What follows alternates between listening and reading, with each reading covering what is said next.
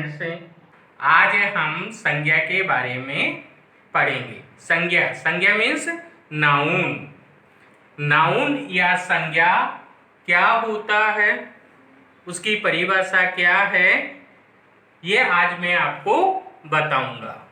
ठीक है, तो नाउन यानी संज्ञा की परिभाषा, डेफिनेशन ऑफ नाउन।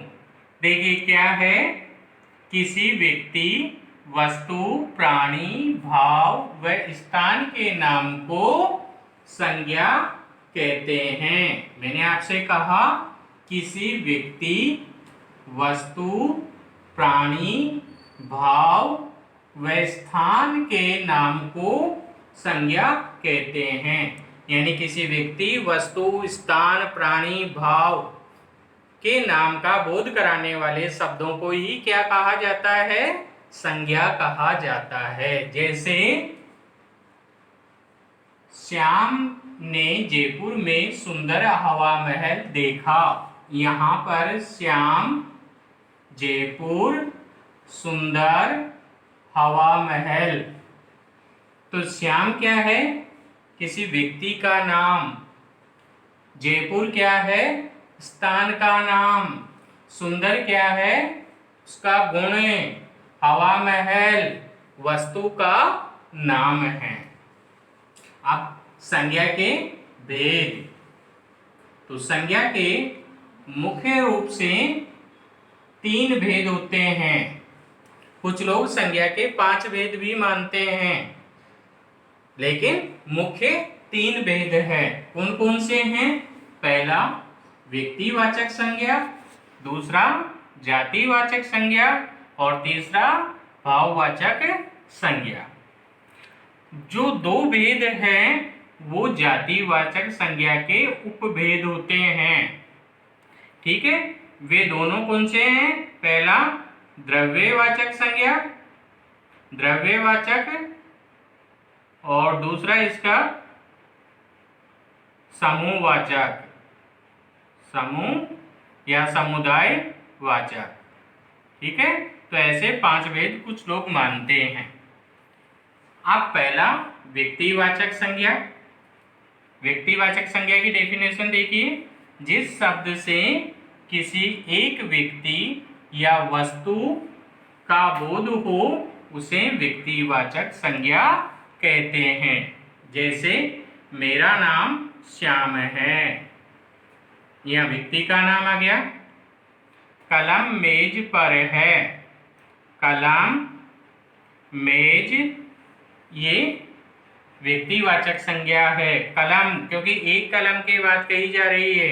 मेज, ठीक है, किसी एक मेज के लिए बात रखी जा रही है। यहाँ पर दिल्ली भारत की राजधानी है, तो दिल्ली, यहाँ पर दिल्ली जो है वो स्थान के बारे में बताया जा रहा है। पर्टिकुलर किसी एक स्थान के बारे में बताया जाए वो व्यक्तिवाचक संज्ञा कहलाता है। दूसरा है जातिवाचक संज्ञा। जिस शब्द से किसी विशेष जाति का बोध हो। मैंने आपसे कहा किसी विशेष जाति का बोध हो उसे जातिवाचक संज्ञा कहते हैं। जैसे कक्षा, सेना, पुस्तक, नदी आदि। कक्षा में अध्यापक पढ़ा रहा है। यहाँ पर कक्षा और अध्यापक दोनों ही जातिवाचक संज्ञा है। सेना की टुकड़ी जा रही है, या सेना जा रही है, तो यहाँ सेना शब्द जातिवाचक संज्ञा का है। मुझे पुस्तक दो। अगर हम यहाँ पर हिंदी, इंग्लिश या अन्य किसी विषय की मांगते तो पुस्तक जातिवाचक न होकर के व्यक्तिवाचक हो जाती। जैसे मैं कहूँ कि मुझे हिंदी की पुस्तक दो, तो वो व्यक्तिवाचक हो जाती। लेकिन यहाँ कहा जा रहा है पुस्तक, तो पुस्तक जातिवाचक हो गई। नदी बह रही है, अब सभी नदियाँ बहती है, लेकिन अगर ये कहा जाता कि गंगा नदी बह रही है तो फिर वो व्यक्तिवाचक संज्ञा हो जाता, लेकिन यहाँ कहा जा रहा है नदी बह रही है, तो यहाँ पर किसी भी नदी के लिए कहा जा सकता है, इसलिए ये जातिवाचक हो गई। इसके बाद में तीसरी है भाववाचक संज्ञा।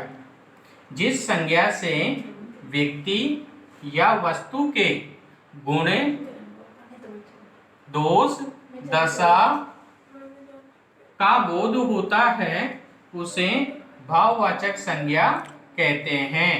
जैसे बुढ़ापा, बचपन, मिठास, सदा, कोमलता आदि। तो यहाँ पर बुढ़ापा, बचपन, मिठास, सदा, कोमलता, ये सब किस में आ रहे हैं? भाव को दर्शा रहे हैं। ठीक है। अब जातिवाचक संज्ञा, जातिवाचक संज्ञा के मैंने आपको बताया कि दो उपभेद है। जातिवाचक संज्ञा के कितने? दो उपभेद हैं। कौन कौन से? पहला द्रव्यवाचक संज्ञा और दूसरा समूहवाचक संज्ञा। इन्हें हम आगे वाली संज्ञा में ऐड कर लेते हैं।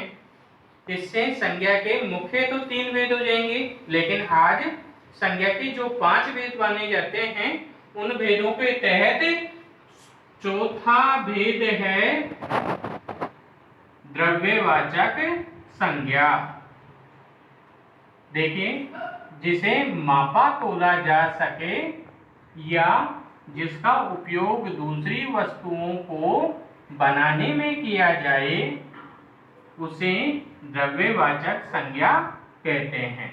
तो द्रव्यवाचक संज्ञा में मापा तोला या दूसरी वस्तुओं में उपयोग किया जाता है, जैसे लोहा, सोना, दूध, पानी, ऊन, कपड़ा, तेल। ये सभी उदाहरण आप देख रहे हैं। इन सभी उदाहरणों में ऐसी कोई वस्तु नहीं है जिसे मापा या तोला न जा सके।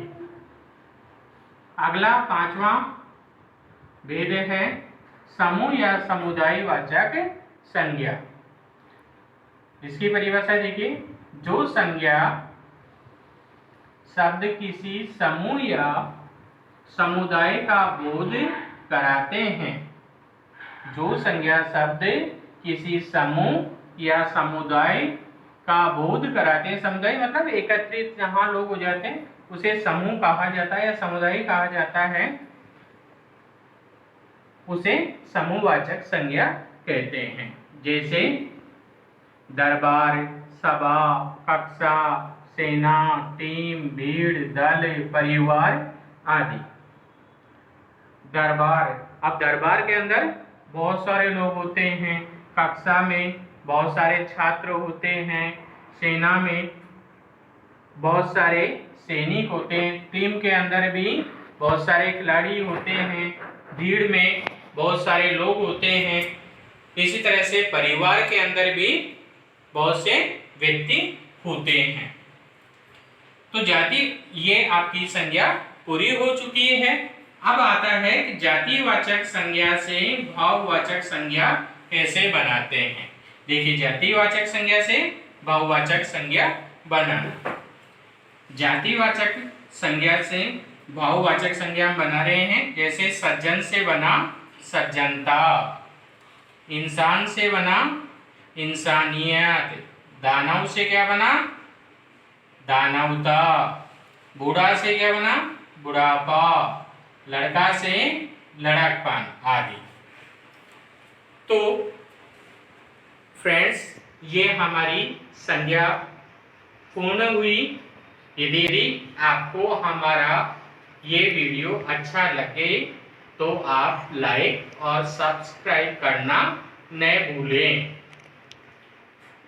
Thank you.